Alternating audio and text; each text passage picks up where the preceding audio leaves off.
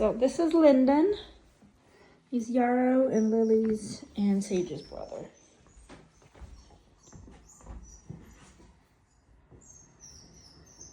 Well, he's certainly nosy. Nosy as with a nose. Yeah. I mean, he sniffed that thing over immediately. They've all grabbed it, but he is leading this whole thing with his nose.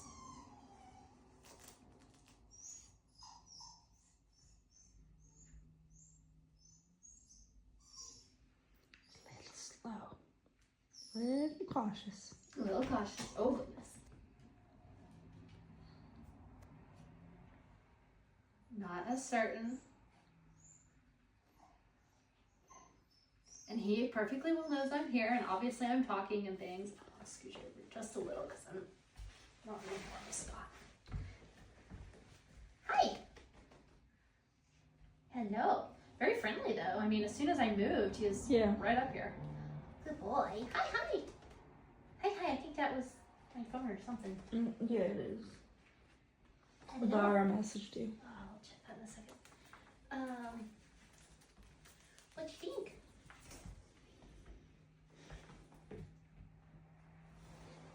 Ooh, hi. Very gentle. There's no tug with that at all. This litter's really cool because they have a lot of different personality range. Oh, thank you. I love that he brought it to me. They're all very gentle though. Like, oh yes, yes, and he's mouthing, but very gently, very sweetly. Good boy. Good boy. And he is the calmest of the litter, He's chill. You want up in the lap? Okay, here we go. Whoop, there we go. Hi. Hi. Hi, my little friend. Hello. Yes, hello. Yes, hello.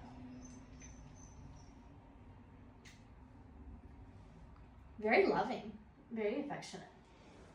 So much different personality type. Complete opposite of Sage.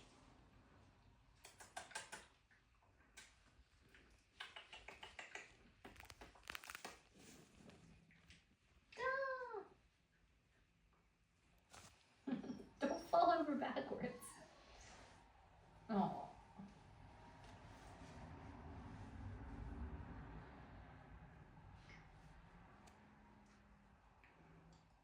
He's still, even though he startled a bit when he first came in here, he still has adapted to this new person, this new environment really quickly.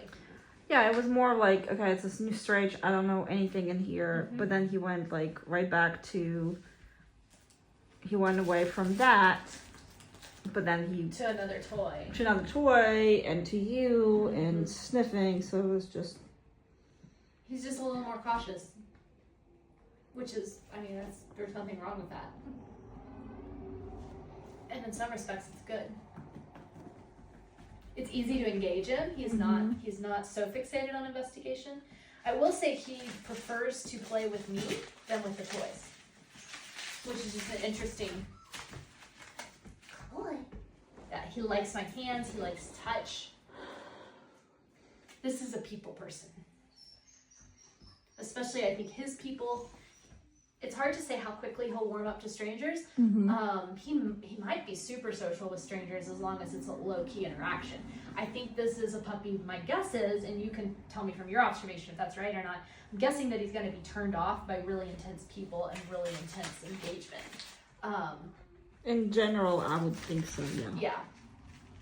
So this is not necessarily a puppy I would see doing fantastic in a household with active, screamy kids.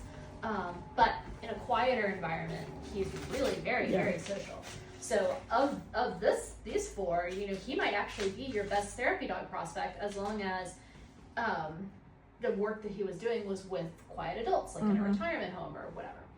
Even a hospital environment where it's just a little calmer. It's not so busy. He's just very adaptable though. So I don't know if it's... He adapted to this really quickly. I don't see him really liking a lot of intensity. But I could be wrong about that. I don't think he will seek it out. Right. But I think he is someone who can adapt to it. Mm-hmm. Good boy. Because there's no fear. He's No, confident. he's just like He's more of an quiet. easygoing, like chiller dog. Mm-hmm. Compared to the other puppies. Right, compared to the other puppies in the litter. Not compared to just like a general. Yeah. But he's going to be very easy to live with and very easy to do things with because he's so chill.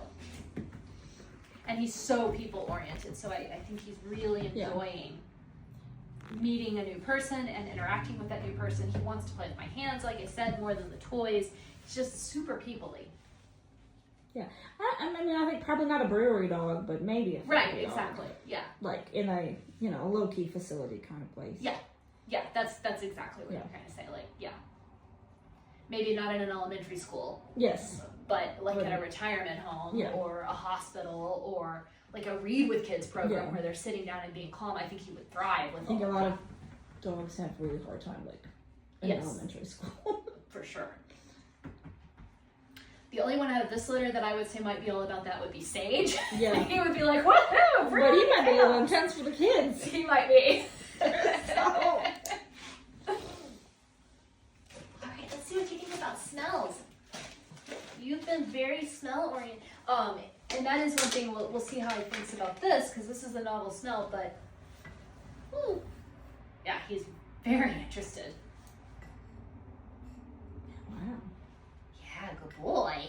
Good boy. Do you like that?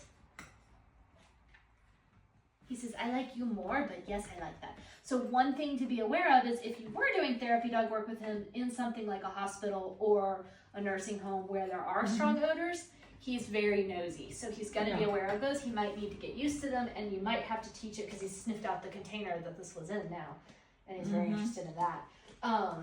You might have to teach him whether or not, when it is appropriate to really want to smell that smell and engage with that smell. He knocked over my water bottle, doesn't care. And when you need to just ignore and leave that smell alone. He is really nose oriented. And I think it's interesting, just as an observation about him, that smelling the smell has now got him sniffing. And he may be looking for a place to use the bathroom, but he started doing that after he smelled the odor. So it's like it engaged that part of his brain.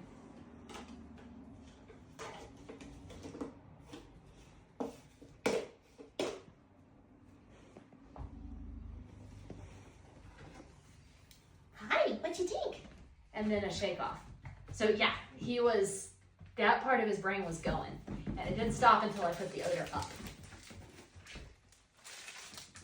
So that may be the only thing that might be, like if you were working with him as a therapy dog and you got into that actual situation in a hospital or a nursing home, especially a nursing home, where the smells were strong and all of a sudden his behavior got weird or he became less responsive to you or acted fearful or anything like that, I think this is a dog that will respond to odors. So that would be something to consider when you're training or working with him, that that's the cause of the problem, not that he's not focused or is being disobedient or whatever else might be going on. It might not be a problem with this other obvious I think he got, thing. like, can you take this away from him? He got that string. Strings, yeah. Woo! Come here, buddy.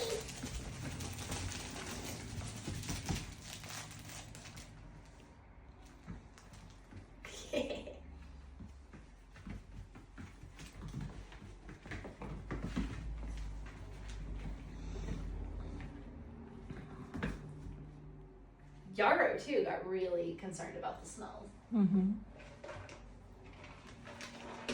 What do you think about food?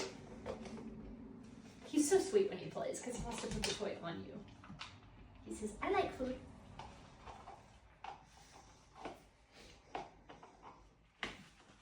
Again, thoughtful. There was an intentional pushing off of the lid. He's smart.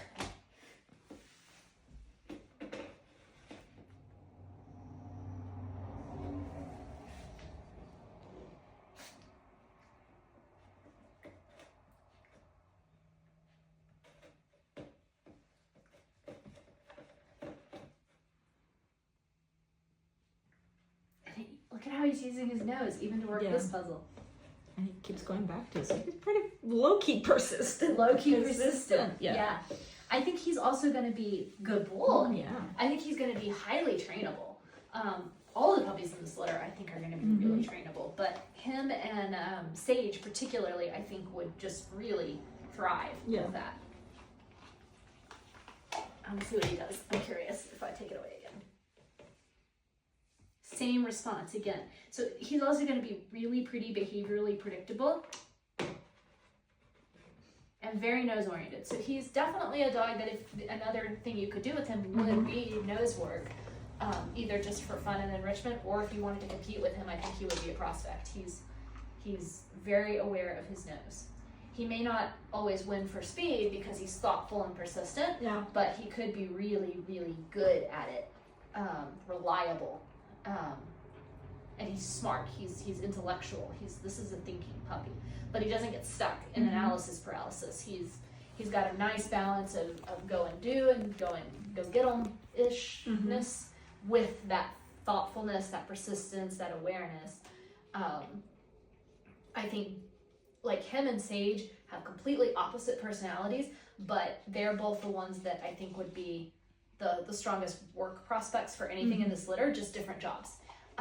Whereas the other two puppies, Sage and Yarrow, are great for just being easy, fun family dogs.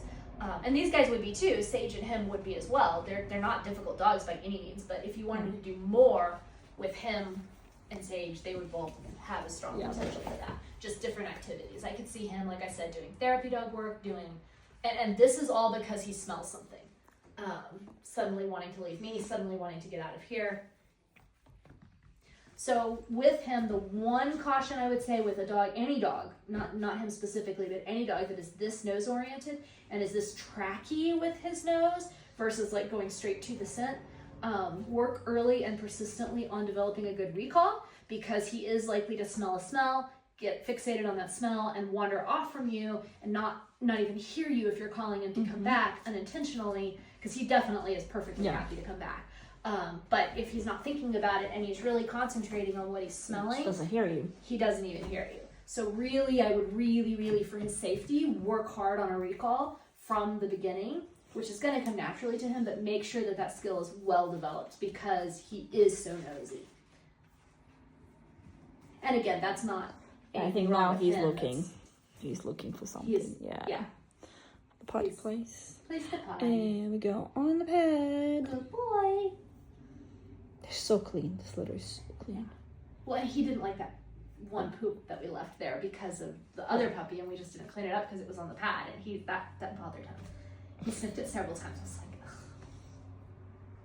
But now he's gonna poop right on top of it. Good boy. Oh, he's scratching at it. And he smells something. I think he smells you too. He's just very nose oriented, which is just really cool. It's just a neat aspect of his personality. Let's see how he does with this. Wow.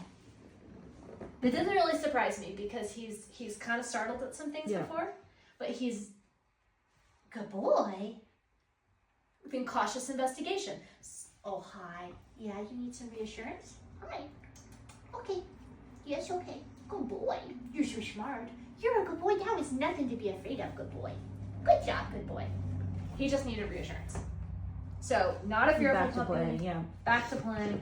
But again, if you are doing like therapy dog work with him and you're taking him in new places, just be mindful that he does have a strong startle response, and then he has an intelligent caution before he re-engages with his environment. So you'll just need to reassure him.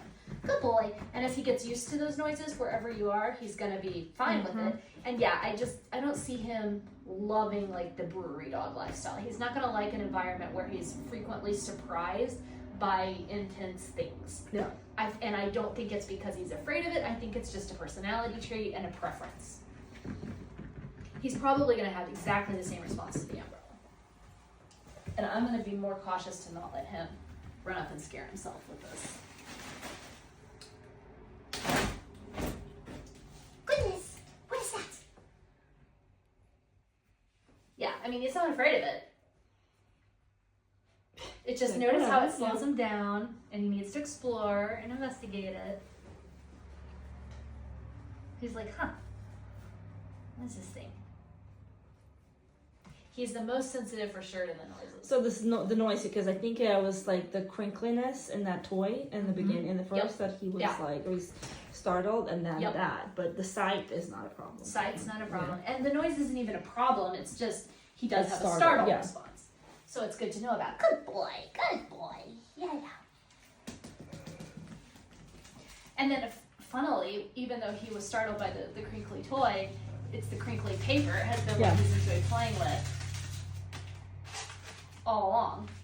But even with that, even though we played with this paper before, he's investigating it, but it's getting his brain going. Mm-hmm. So again, he's just a thoughtful puppy. He Oh, what was that?